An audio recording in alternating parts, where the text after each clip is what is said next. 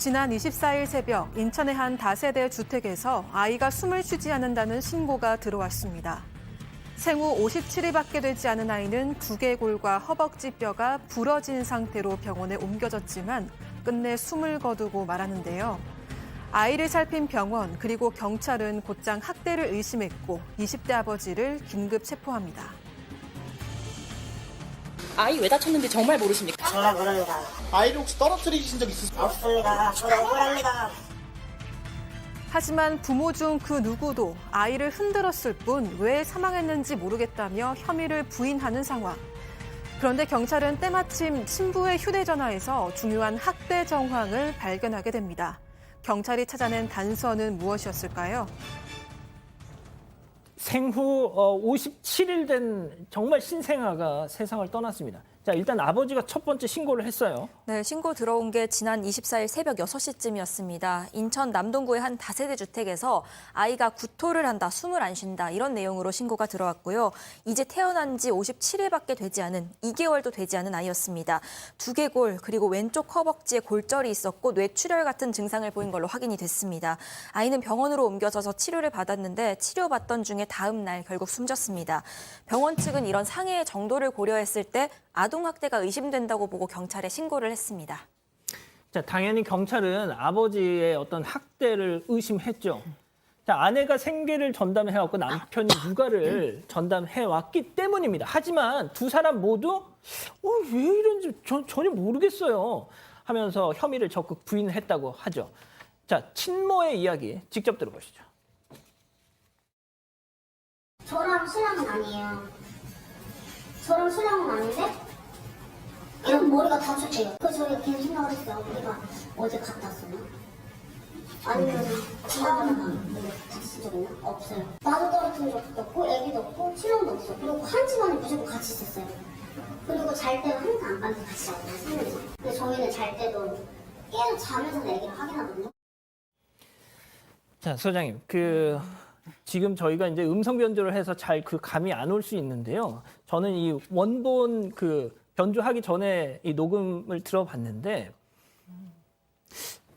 자기 아이를 잃은 엄마의 이 감정이 느껴지십니까? 아이가 아파도 사실 저렇게 담담하기는 어렵거든요. 아이가 아프기만 해도 사실 엄마들은 당황해서 이렇게 담담하게 얘기할 수가 없어요. 저처럼 이렇게 그래도 좀 따박따박 얘기하는 스타일도 사실 제 아이가 아플 때는 저도 제가 무슨 말을 하는지 모를 정도로 약간 좀 경황이 없어지거든요. 근데 이렇게 좀 담담한 모습이 좀 안 어울리기는 일단은 합니다. 그래도 뭐 친모가 그렇게 얘기를 해서 친부도 절대 아니고 뭐 나도 아니다 이렇게 얘기를 하니까 뭐 본인이 이렇게 얘기하니까 이제 좀 두고 봐야겠는데 그렇다면 아이를 안고 흔든 것밖에 없다 그러는데 아이를 얼마나 안고 흔들면 아이가 사망할 수 있습니까? 도대체 어떻게 흔들었다는 건지 그것도 좀 궁금합니다. 자, 친모는 아이의 기도가 막혀 죽었다라고 주장했습니다만 국과수에서는 어떤 입장을 내놨나요? 그렇습니다. 경찰에서는 국립과학수사연구원의 감정이나 부검 의뢰하는데요. 국과수에서는 뭐라고 했냐면 정확한 사인은 추후 정밀 감정이 필요하지만 머리 부위 손상으로 인해서 사망할 가능성이 높다고 1차 구도 소견이 나왔기 때문에 일단 경찰에서는 구도 소견이 있기 때문에 그쪽을 맞춰서 수사하라고 생각이 듭니다. 예. 자, 그런데 말이죠. 이 부부의 휴대전화를 들여다봤더니 뭔가가 나왔습니다. 이번 사건 체크포인트 짚어보죠. 이러다 애 잡겠다. 자, 이제 부부는 영문을 모르겠다는 식으로 계속 얘기를 하고 있지만 경찰이 확보한 이 두 사람의 문자 메시지, 대화 내용은 좀 다른 폭행을 암시하는 내용이 좀 담겨 있다는 게 좀 놀랍습니다. 두 사람의 메시지 어떤 게 있냐면 아기 자꾸 때리지 마라. 그러다가 애 잡겠다. 지난해에도 안 좋은 일이 있었는데 또 그러면 안 되지 않냐. 라는 문자가 서로 간에 오갔다고 합니다. 경찰 입장에서는 이런 메시지는 여러 차례 친부가 아들을 때린 게 아니냐. 또 그렇게 의심되는 정황이 아니냐라고 지금 해석하고 있는 것입니다. 지난해도 안 좋은 일이 있었다는데 지난해는 무슨 일이 있었던 겁니까? 그렇습니다. 사실 부부한테는 한 명의 아들이 더 있었는데 지난해 7월에도 생후 한 달 된 아이가 급성 폐렴으로 숨을 졌어요. 당시 아이 상황은 학대 정황은 나오지 않았다고 합니다. 그런데 이번 사건은 이제 아이가 숨지기 직전 3차례나 아이가 병원에 갔지 않습니까? 근데 상황을 보니까 부모는 뭘 하겠냐면 부부가 아이가 내려놓기만 하면 울고 힘이 없다거나 분유를 토하거나 경기를 한다고 말을 했어요. 그러고 나서 119에 신고를 했는데 20일 날 구급대원들이 출동했을 당시에 아이 머리에서 외상이 발견됐다고 합니다. 그래서 친모는 출동한 소방당국에 뭐라고 했냐면 첫째 아이를 돌연사로 보낸 경험이 있으니 아이를 병원으로 빨리 이송해달라고 요청을 했다고 합니다. 자, 소장님, 이 부부 네. 그럼 어떻게 봐야 되는 거예요? 뭐 사실 결과가 좀 나와 봐야 알지만 사실 아까 제가 했을 때 그 엄마가 한 말과 지금 얘가 완전 다르잖아요. 우리 부부는 아이를 너무 사랑하기 때문에 밤에 자다가도 계속해서 확인해요. 우리는 꼭 이렇게 셋이 같이 자거든요. 이렇게 화목한 것처럼 얘기했는데 지금 문자를 보면 그러다 애 잡겠다.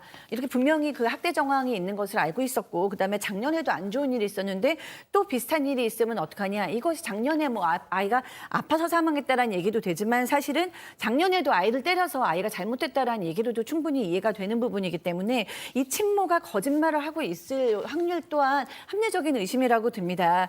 그렇기 때문에 그러면 이 친모가 왜 거짓말을 하고 있지라고 만약에 거짓말을 하고 있다라고 생각을 해본다면 사실 충분히 가능해요. 왜냐하면은 이 친모는 일을 하고 있고 남은 아이를 남편이 기르고 있는 상황입니다. 그렇기 때문에 이 남편이 무슨 일이 생기면 남은 아이도 안전에 이상이 생길 수 있고 본인이 일을 하거나 본인의 가정 전체가 다 위험에 그러니까 깨지는 거잖아요. 그래서 남편을 보호하고 있는 것이 아닌가라는 생각이 드는데 어쨌든 본인의 아이가 남편에게 맞았던 것을 감싸는 거라면 엄마로서 이러시면 안 되지 않을까 하는 생각이 듭니다. 자, 지금 모습이 영장 실질 심사를 받으러 가는 것 같은데 구속이 됐습니까? 영장이 기각이 됐습니다. 친부 아동학대 치사 혐의 받고 있는데요. 이제 사건이 일어나지 얼마 안 됐고요. 중요한 거는 전문가의 의견 같은 게 아직 정확하게 나오지 않았어요. 어떻게 사망하게 됐는지 그 부분이 안 나왔기 때문에 현 단계에서는 구속의 필요성, 상당성이 인정되지 않기 때문에 일단은 영장이 기각된 상태고요. 추가 조사 이후에 영장 신청 여부를 검토하겠다라고 경찰이 밝힌 상황입니다. 그렇군요. 알겠습니다. 오늘 사건 이렇게 정리하고요.